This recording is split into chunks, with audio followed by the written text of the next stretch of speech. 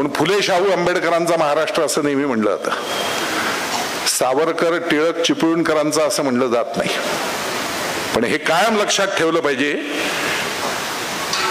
की ज्योतिबा फुलेंनी किंवा सावित्रीबाईंनी ज्या वेळेला महिलांसाठीची पहिली शाळा काढायचं ठरवलं तेव्हा भिडे नावाच्या गृहस्थांनीच वाडा दिला होता.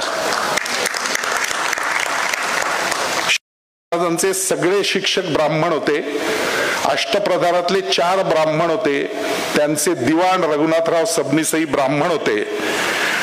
आणि रामजी सकपाळाचा मुलगा हुशार आहे, त्याला शिकवलं पाहिजे म्हणून त्याला दत्तक घेणाराही आंबवडेकर नावाचा ब्राह्मणच होता, ज्याच्यामुळे सकपाळाचं आडनाव भीमराव आंबेडकर असं नंतर झालं.